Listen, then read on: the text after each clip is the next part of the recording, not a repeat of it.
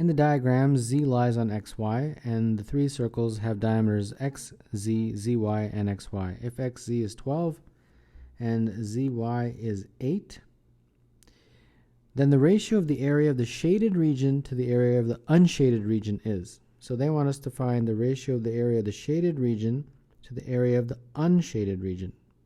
Okay?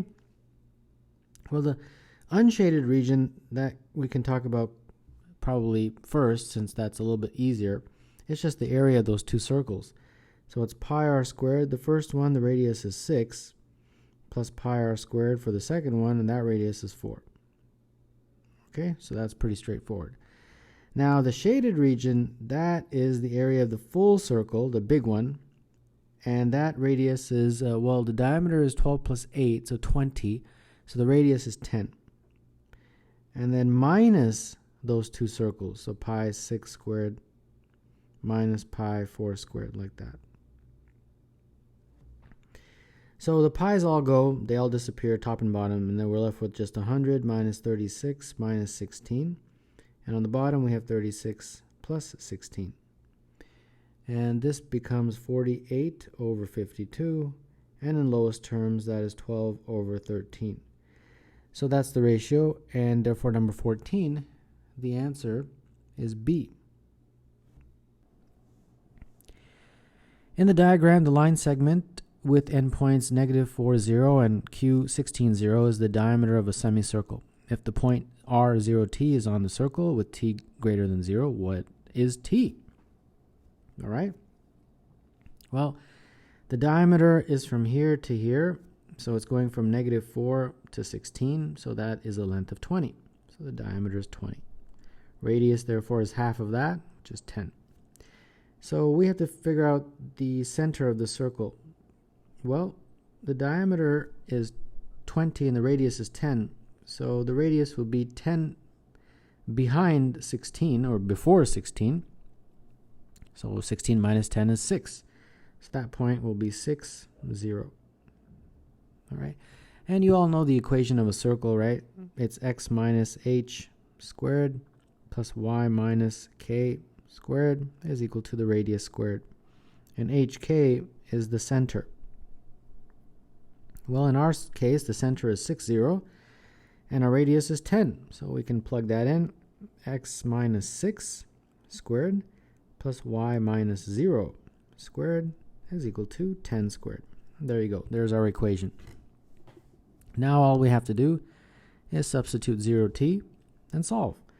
So 0 becomes my x, and t becomes my y.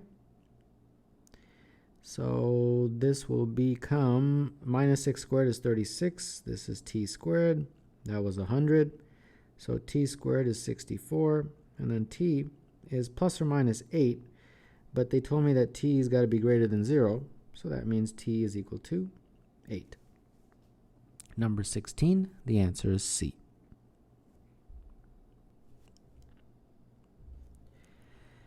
In the diagram, line segment PS has length 4. Points Q and R are on line segment PS. 4 semicircles are drawn on the same side of PS. The diameters of these semicircles are PS, PQ, QR, and RS. The region inside the largest semicircle and outside the 3 smaller semicircles is shaded. What is the area of a square whose perimeter equals the perimeter of the shaded region? So the first thing we need to do is figure out what is the perimeter of that shaded region. Well, it's going to be that plus these perimeters right here. So the perimeter of the big semicircle plus the perimeter of the 3 smaller semicircles. First, let's figure out this perimeter of the big semicircle. That one is just the circumference of the circle divided by 2. Circumference of a circle is given by the formula pi times diameter. And the diameter for that big circle is the distance from there to there, which they told me in the question is 4. So pi times 4 divided by 2, which is 2 pi. So that takes care of this part of the perimeter of the shaded region. Now let's concentrate on just this guy. But before I do, I'm going to label these. Actually, you know what? I don't really need to. I don't want to introduce any additional variables. Let's just concentrate on that part of the perimeter? Well, that part is going to be, again, the circumference of that circle or that semicircle, but it's circumference divided by 2. It's the circumference of the circle divided by 2. Circumference, again, is pi times diameter, but the diameter in this case is PQ. So that's it. Now let's calculate this one in a very similar way. That's also half the circumference, and the circumference is pi times diameter. The diameter in that case is QR. And then the last one, which is this one, identical. It's half the diameter, half the circumference of that circle, and the circumference is pi times the diameter, which is RS. All right. So now what I'm going to do is add these three. It's pi over 2, if you factor it out, plus PQ plus QR plus RS. Correct? Well, PQ plus QR plus RS is 4. And that is like that. So easily we can put that 4 in to replace all of those letters. And then pi over 2 times 4 is just 2 pi. So there we go. We've got this segment, and then we've got the total of those segments. And they were 2 pi plus 2 pi. So the total perimeter, P, is equal to 4 pi. Now what they're saying is that they have some sort of a square, and that square has also the perimeter 4 pi. It says the same perimeter. Perimeter equals the perimeter of the shaded region. So if the perimeter of the square is 4 pi, that means each side is pi. And then finally, they want you to figure out what is the area of that square. Well, the area of that square would be pi squared. Pi times pi. And number 20, therefore, is C. In the diagram, each of the two circles has center O. Also, OP to PQ, the ratio is 1 to 2. If the radius of the larger circle is 9, what is the area of the shaded region? Well, OP to PQ is 1 to 2, so if OP is x, PQ will be 2x. Okay?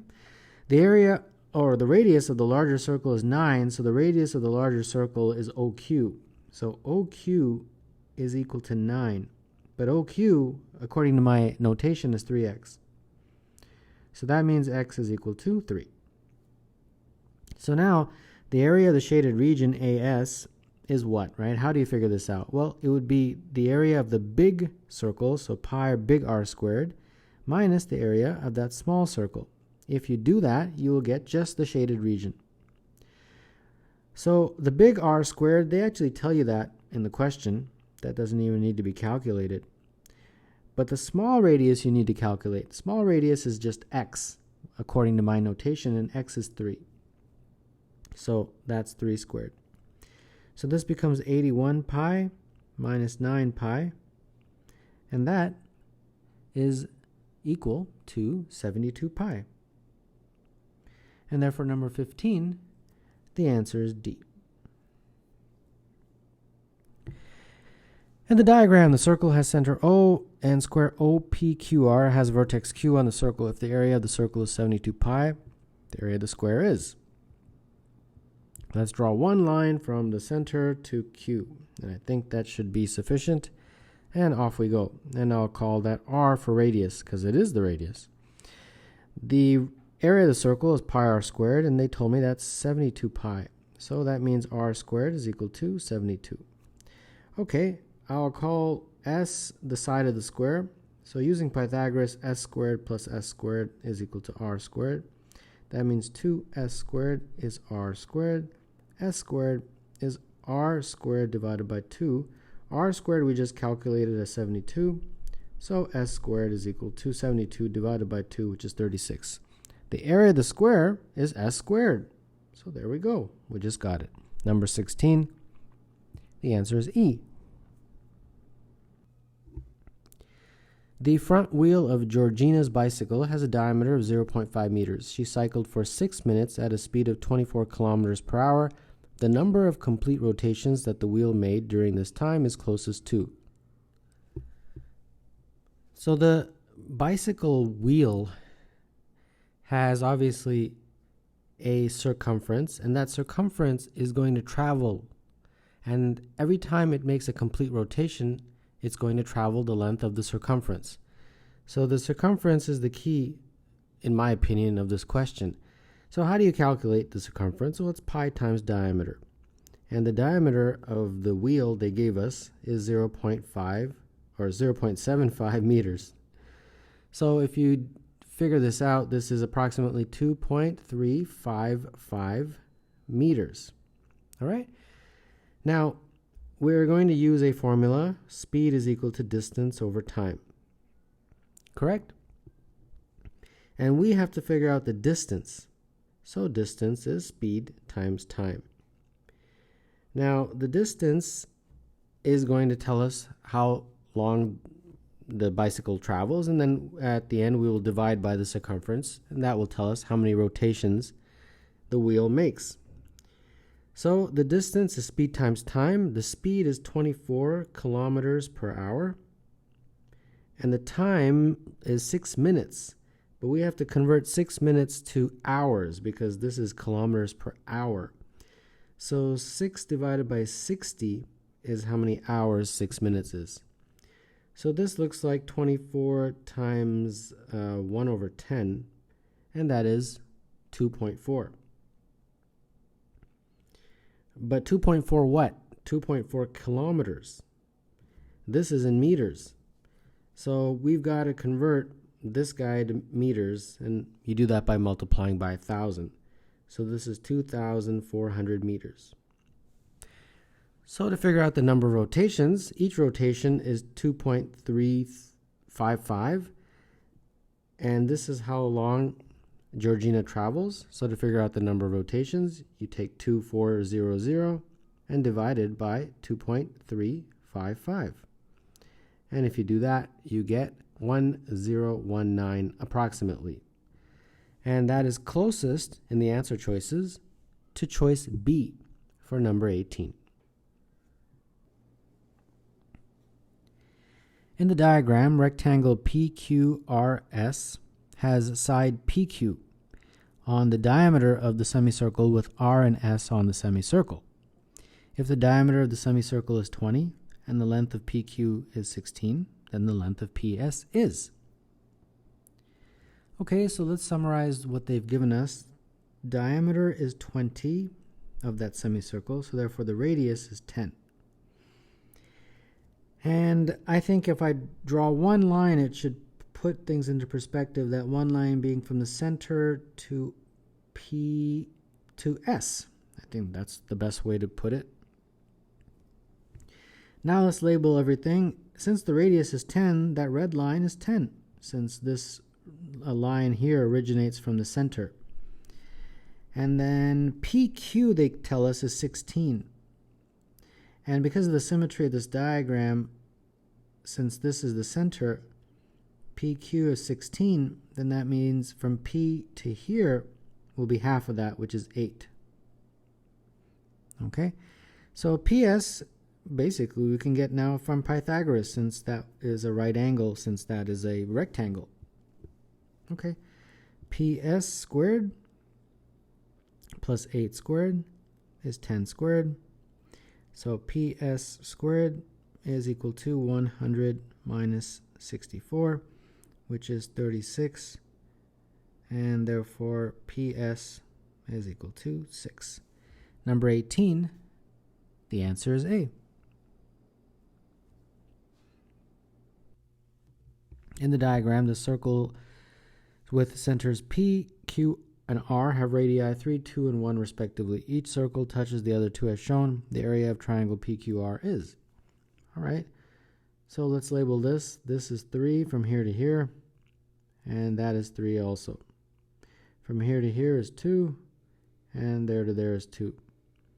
This is 1, and that's 1. So those are essentially the radii. And then if you look at this triangle, from there to there, that whole thing is 4. And then similarly, this whole thing, if you add up those two values, you get 3. And if you add up those guys, you get 5. So this is a 3, 4, 5 triangle. And if you're in grade 11, you should know that 3, 4, 5 triangles are right triangles. Therefore, calculating the area of PQR will be straightforward. 1/2 base times height. Base, we can use this. Height, we can use that. So the base is 3, the height is 4, and that is 6. So number 13, the answer is B. Zara's bicycle tire has a circumference of 1.5 meters. If Zara travels 900 meters on her bike, how many full rotations will her tire make? Circumference is equal to 1.5 meters. So you travel 900 meters, and each time you have to cover 1.5 meters when you do a rotation. So 900 divided by 1.5 is the number of rotations. And when you do that math, you get 600. So number 12, the answer is C. The graph shows styles of music on a playlist. Country music songs are added to the playlist so that 40% of the songs are now country.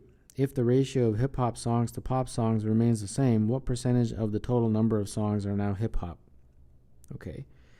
So what they're basically saying is you're taking your playlist and you're adding to it a whole bunch of country songs. So now your playlist is 40% country. So there we go.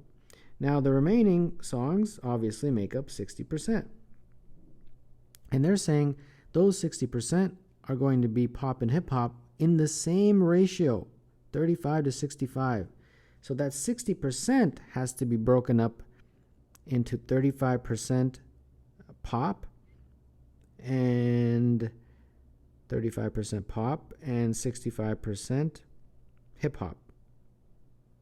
Okay, so how do we do that? Well, 35% of 60, so 0.35 times 60 is going to be how much percentage is pop, and that's 21%. So 21%, so approximately like that, that's pop.